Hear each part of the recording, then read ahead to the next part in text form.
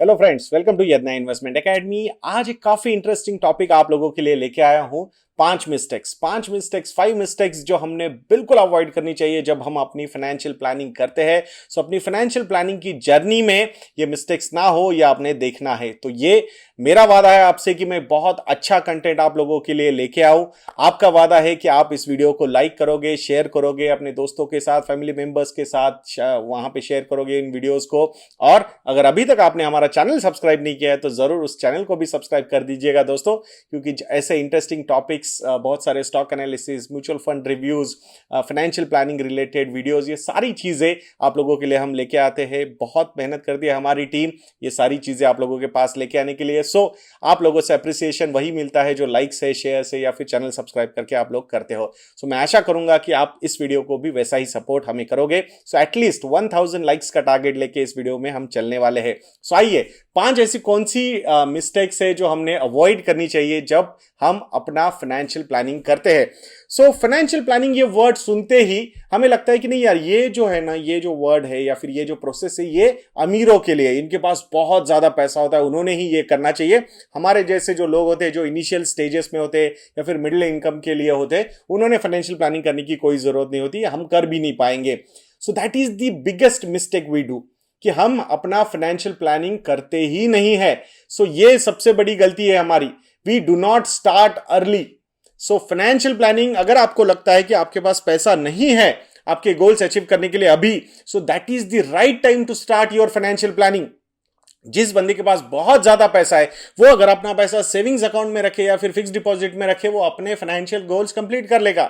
But हमारे लिए, जब हमें पता है कि भाई अभी मेरे पास वो रिसोर्सेस अवेलेबल नहीं है, बट मेरे जो गोल्स है, जैसे कि चिल्ड्रन एजुकेशन हो या चिल्ड्रन मैरिजेस हो या फिर मेरा रिटायरमेंट का गोल हो, मुझे घर लेना है उसका गोल हो, तो ये सारे जो गोल्स है, short term to medium term to long term, ये गोल्स अचीव करने के लिए हम जितनी जल्दी अपना फाइनेंशियल प्लानिंग शुरू करेंगे उतना अच्छा होगा। सो दैट्स व्हाई ये मिस्टेक हमने बिल्कुल अवॉइड करनी चाहिए, that is not starting early. हमने एज सून एज पॉसिबल अपनी फाइनेंशियल प्लानिंग कर लेनी चाहिए। तो ये फर्स्ट मिस्टेक आप लोगों ने अवॉइड करनी चाहिए। सेकंड मिस्टेक होती है वो है रिस्क मैनेजमेंट की।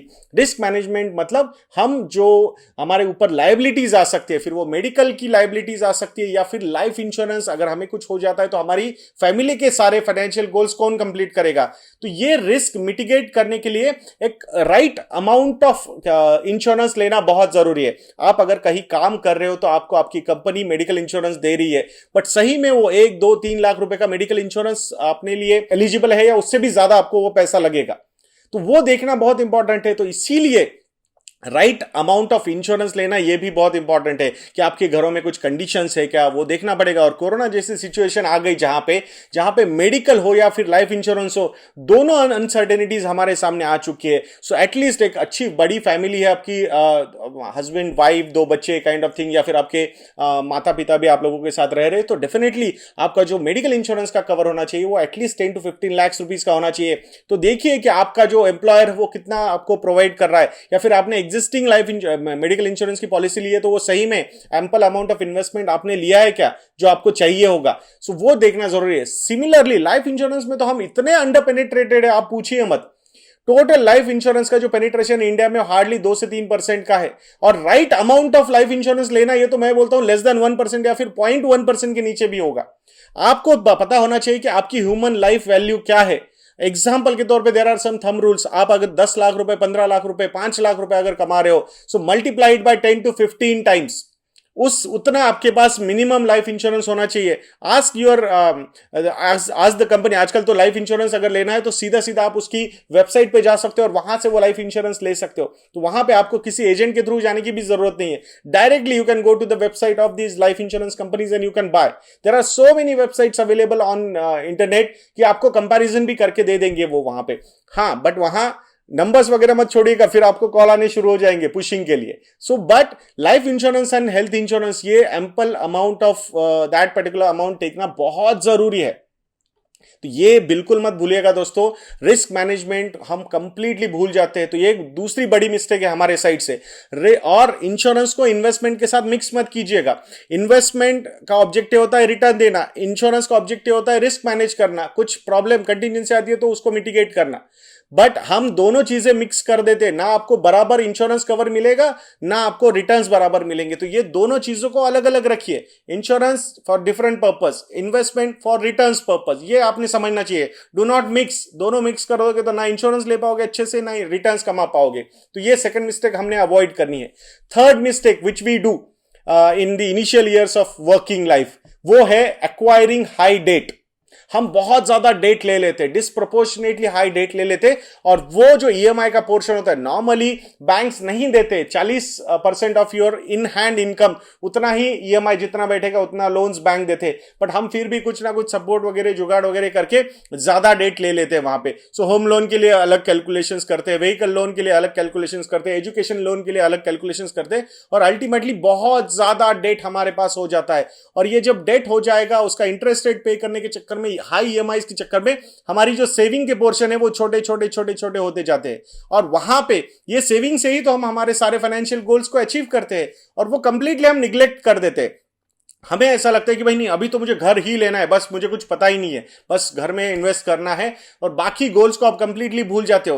तो ये शॉर्ट टर्म गोल्स अचीव करने के चक्कर में आप लॉन्ग टर्म गोल्स को कंप्लीटली कॉम्प्रोमाइज कर देते हो। तो ये बिल्कुल नहीं करना चाहिए। ये मेरा बहुत स्ट्रांग सजेशन रहेगा आपको कि बहुत ज्यादा डेट एक्वायर मत कीजिए। आपको पता होना चाहिए नॉर्मली 50-30-20 का रूल होता है।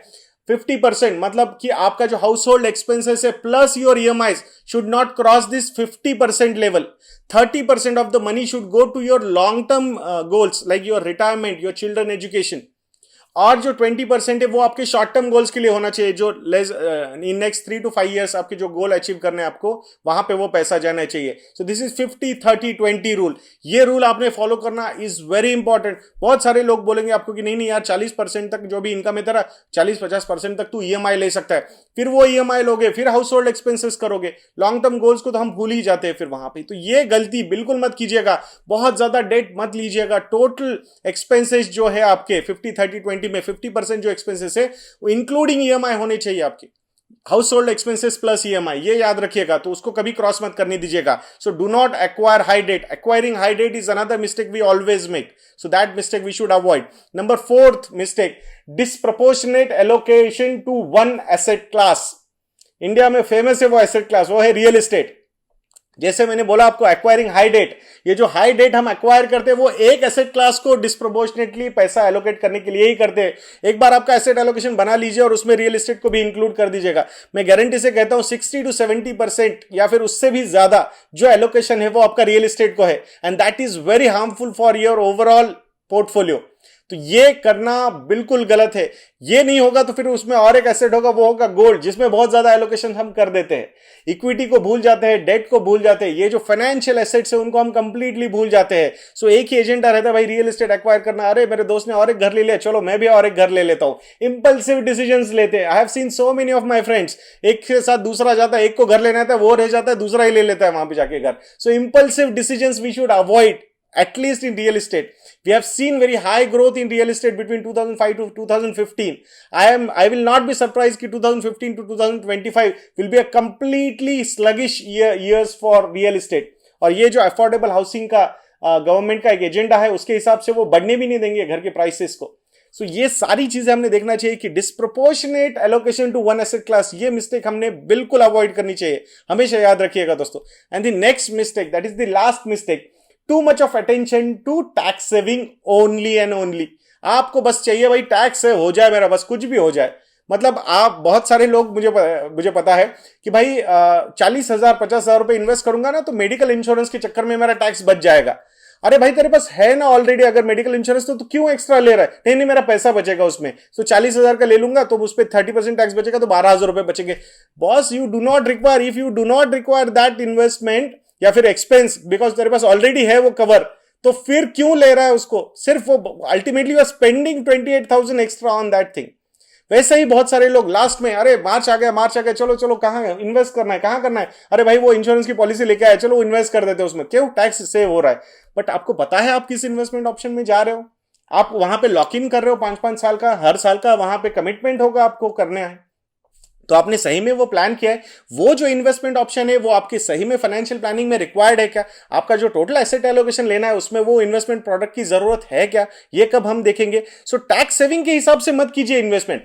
हाँ, इन्वेस्टमेंट करके आपका टैक्स से हो रहा है, सो that is good, but tax saving करके इन्वेस्टमेंट करना, टैक्स सेविंग के लिए इन्वेस्टमेंट करना, this is a very wrong approach. तो ये मिस्टेक हमने अवॉइड करनी चाहिए, हमेशा अवॉइड करनी चाहिए। लोग उसके चक्कर में दूसरे घर लेते, तीसरे घर लेते, और इसीलिए गवर्नमेंट ने जो एक्शंस लिए हैं कि भाई जहां सेकंड होम पे अनलिमिटेड इंटरेस्ट को टैक्स फ्री होता था अपना, तो वो सारी चीजें गवर्नमेंट ने निकाल दी। बोला कि भाई जो बेसिक है उसके हिसाब से मिलेगा आपको, मैक्सिमम 2.5-3 लाख रुपए, 3.5 लाख रुपए तक, not more than that.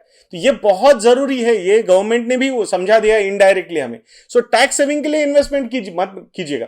Investment के थ्रू टैक्स सेविंग हो रहा है, सो that is different, but objective गलत हो जाता है। टैक्स सेविंग के लिए इन्वेस्टमेंट किया ना, तो फिर टैक्स सेविंग के ऑब्जेक्टिव फर्स्ट आता है। सो इन्वेस्टमेंट के रिटर्न्स का जो ऑब्जेक्टिव है वो कभी अचीव नहीं हो पाएगा। ये हमने मोस्ट ऑफ द केसेस में इंश्योरेंस इन्वेस्टमेंट में देखा है। लास्ट मंथ होता है या फिर लास्ट डेज होते हैं डिक्लेरेशन के, सबमिट करना है प्रूफ, चलो भाई इंश्योरेंस पॉलिसी ले ली। This is the wrong approach you people have.